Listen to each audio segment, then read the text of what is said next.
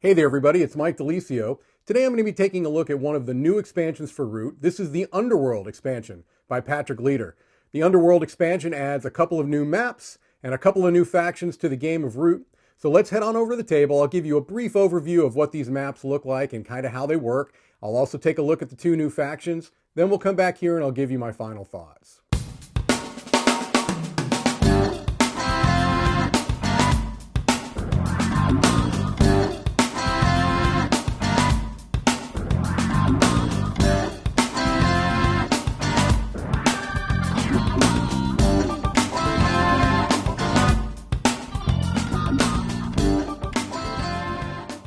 Okay, so the first thing I want to do is just briefly show you the two new maps that come in the expansion. This is the lake map, and obviously I don't have this fully set up. I just figured I'd show you these little resin markers. These don't actually come with it. It's something you can get as an add-on, but just because it looks nice. But what I want to point out, first of all, are what distinguish this map from the other maps. The first thing is obviously you have this large lake here in the center of the board, and over here you've got the ferry. And so what happens with the ferry is that once during your turn, you could take a move from whatever clearing the ferry happens to be in. It starts in the lower right part of the board, and you can move the ferry to any other clearing touching the lake. So you can take a move from here to here if you wanted to. And then after you do take a move with the ferry, you draw a card. So you can see that it allows you to kind of get around the board maybe more quickly depending on what the board state is at any given time. So the ferry and the lake allow you to kind of move in different ways, and you're going to draw a card every time you take a ferry movement. The only other thing to point out about this is that these forests that touch the lake are adjacent to the two nearest forests that touch the lake as well. So this forest is adjacent to this one and this one. So that's really the main difference with the lake map. Now I'm going to flip over the board and show you the mountain map. Okay, this is the opposite side of the lake map. This is the mountain map, and just like before, this obviously is not a fully set up board, but just to give you the main features of this particular map. The things that are distinguishing, other than obviously the visual appearance, is that we've got 6 closed path markers that are these right here, and we've got them on predetermined spots around the map. And you've got those closed path markers, and you've also got this tower piece right here in this center clearing. Now, closed paths are, as I mentioned, these. And what happens is that these basically, although they divide forests, even if you don't see trees, you still would consider it like this. This closed path marker still divides this as a forest for the sake of terminology for the game.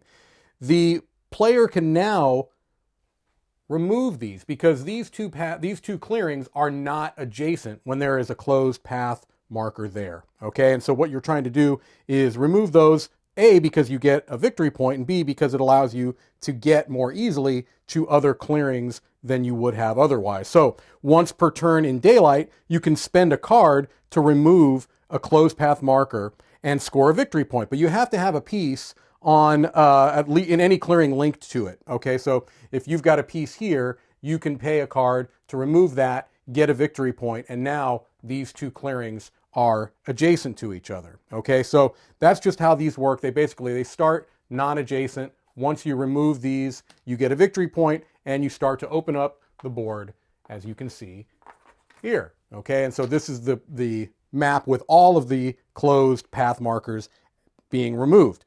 The other thing to point out is the clearing here, which is known as the pass.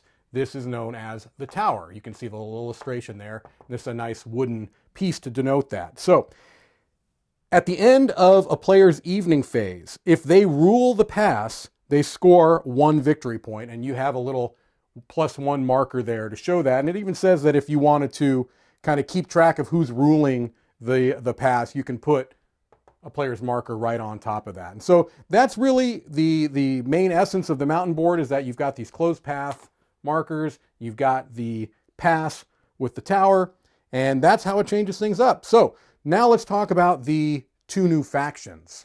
Okay, let's take a brief look at the Corvid conspiracy.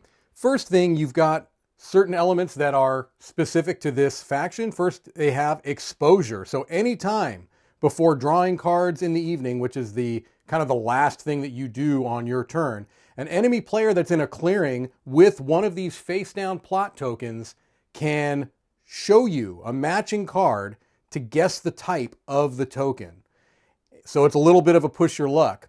They remove the plot. If they're correct, they remove the plot and don't have to deal with whatever the effect is. If incorrect, you say no, and they have to give you the card. So they're basically risking giving you a card to take a guess at what that particular plot token is. Now, it's not necessarily always going to be completely unknown information because there's two of each of these, and depending on what tokens may be face up on the board, if any, that can improve their chances. But it is a risk, and it kind of creates that sense of paranoia that is a big part of this faction. Also, the Corvid have embedded agents, and so if they're in battle as a defender and they've got a face down plot token like they are, these are all face down right now, you deal an extra hit in that battle. So that's another reason why you maybe would be less likely to attack the Corvid in a clearing with a face down plot token. They're also nimble. They can move regardless of who rules the clearing. So it allows them to move around without having to worry whether they rule the clearing that they're in or moving to. All right, so let's talk briefly about their birdsong, daylight, and evening. In the birdsong, they craft using their plots, either face up or face down. So depending on what clearing they're in, that's what they would use to craft particular cards. Then they can flip plot tokens of their choice in clearings as long as there is a Corvid warrior in that clearing. For each flip, they're going to score a point per face-up plot on the map and then resolve the effect, and I'll talk about the effects in a moment. So these get more and more beneficial to the Corvid the more of them that they flip throughout the turn or the game.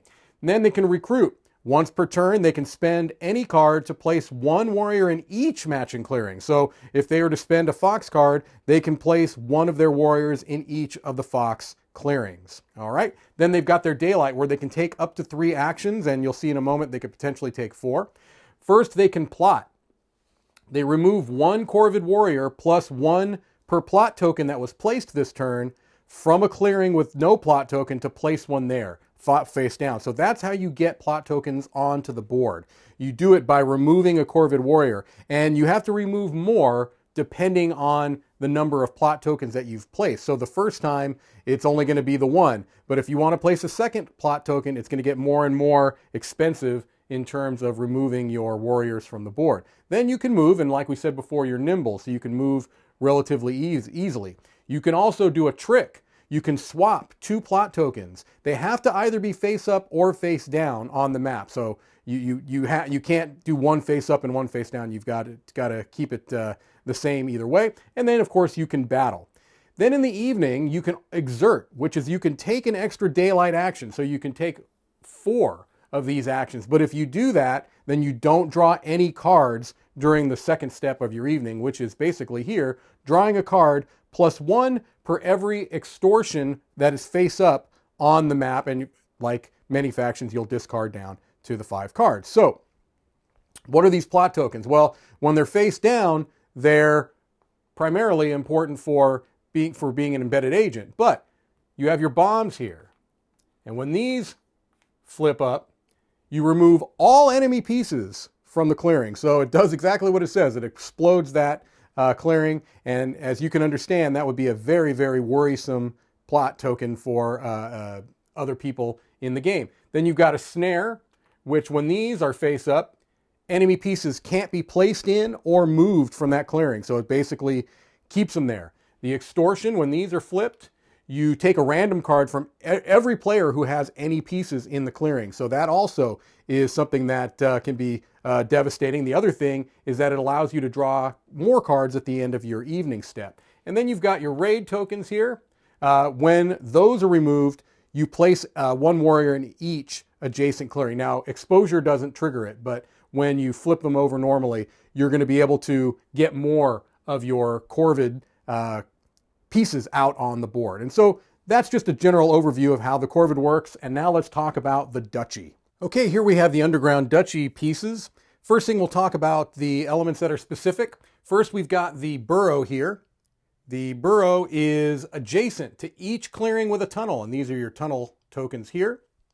You always rule the burrow, and only you can enter it. So it is exclusive to the moles, and it's adjacent to any one of these tunnel tokens that you put out on the board.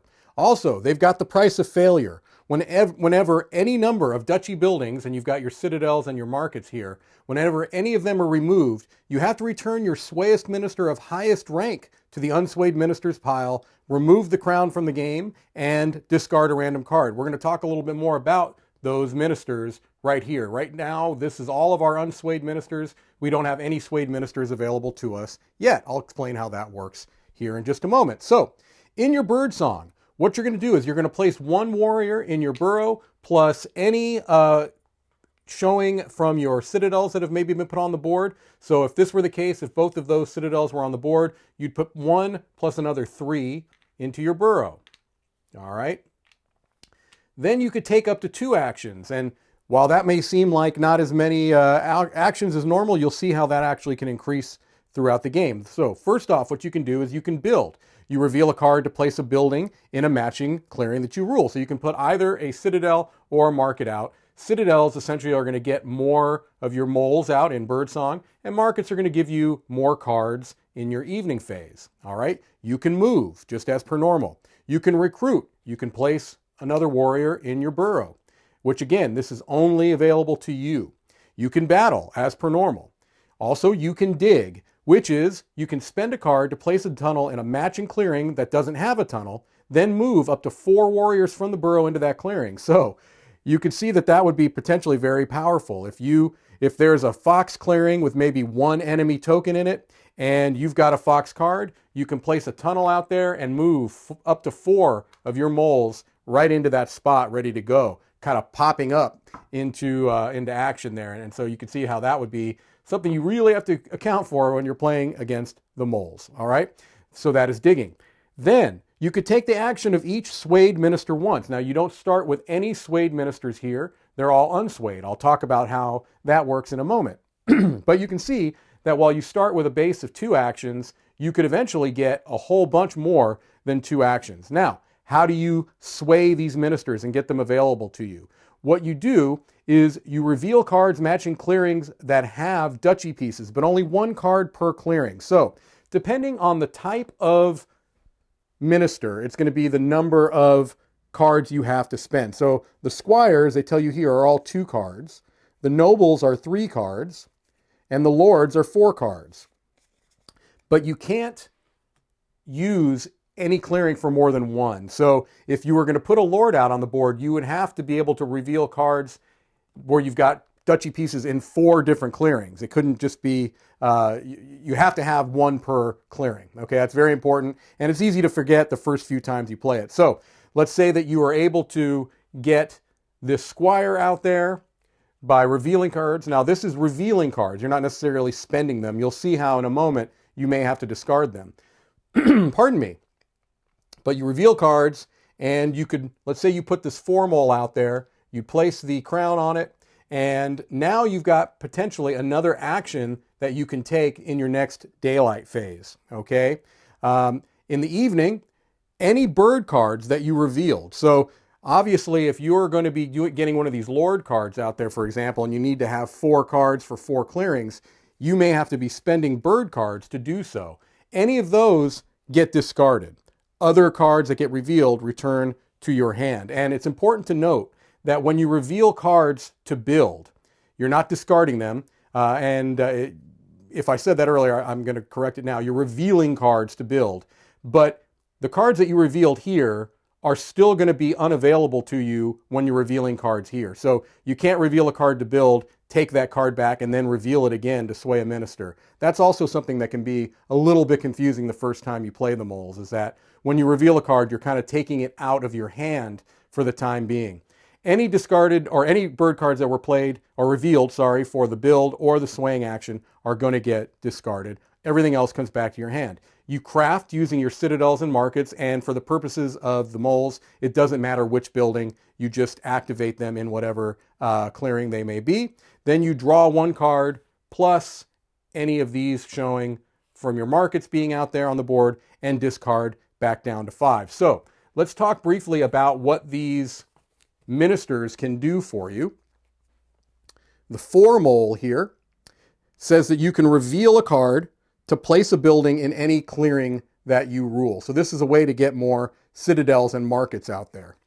The captain allows you to initiate a battle. So you can see that here's a way you can get another battle action on top of one of the 2 you had earlier. The marshal allows you to take a move. These are all the squires. Now we go to the nobles, which are 3 cards. The banker allows you to spend any number of cards of the same suit to score equal VP. So if you wanted to spend 3 fox cards, you can get 3 points by doing so. The brigadier, you could take up to 2 moves or initiate up to 2 battles. Again, this gives you a lot of flexibility. The mayor allows you to take the action of any swayed noble or squire. So this is basically a doubling up card, only for the nobles or squires, not for the lords, which are the most powerful of your ministers. The Duchess of Mud, you score 2 points if all of your tunnels are on the map. And you're able to trigger that turn after turn after turn.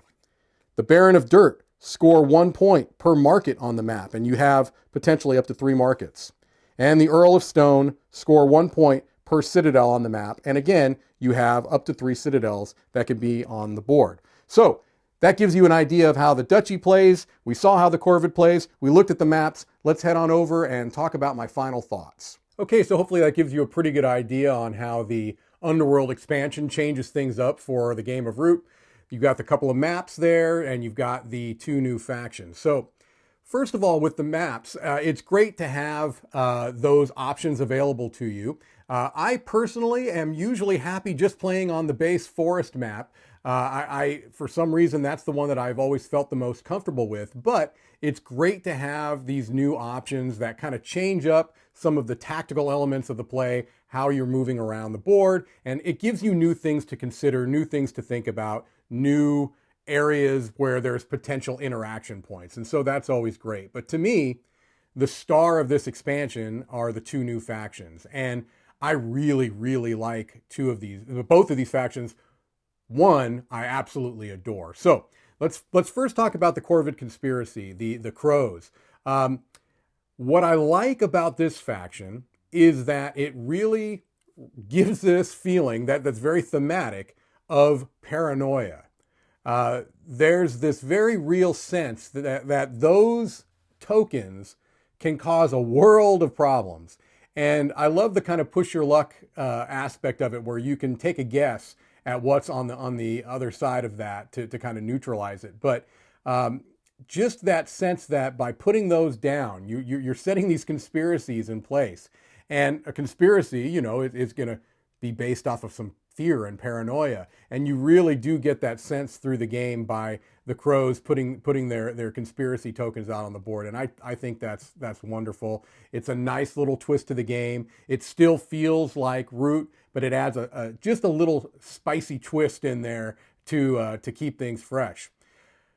The faction that I absolutely adore are the Underground Duchy. I love the moles. I from the first time I played them, I was like, oh man, this is great. I wonder if it's like this with you. When I've played Root, certain factions have just kind of spoken to me. I've enjoyed aspects of all of them, but there are certain factions that really just click with me. The Woodland Alliance is one that I've really enjoyed playing. The Underground Duchy is another one that is just the first time I played it, I was like, man, I love playing as the moles. Every aspect of it. I love having the burrow out there. That is a place that's really your own, and you're protected, you're safe in your burrow, and you can build those tunnels out there on the board and then come out in force and in strength, and you're rising up from the underneath. I think that's fantastic. I love being able to have the ministers that you can bring out and utilize those powers. And those could be extremely, extremely powerful based on the timing of them. Now, they can be situational, of course, but there are times when you can have those swayed ministers and it can be just a huge, huge turn. and everyone has to account for them. That's the other thing, is that you always have to be aware. If you're playing against the duchy, you have to be aware what swayed ministers are out there and how they can absolutely turn the tide of the game in one turn.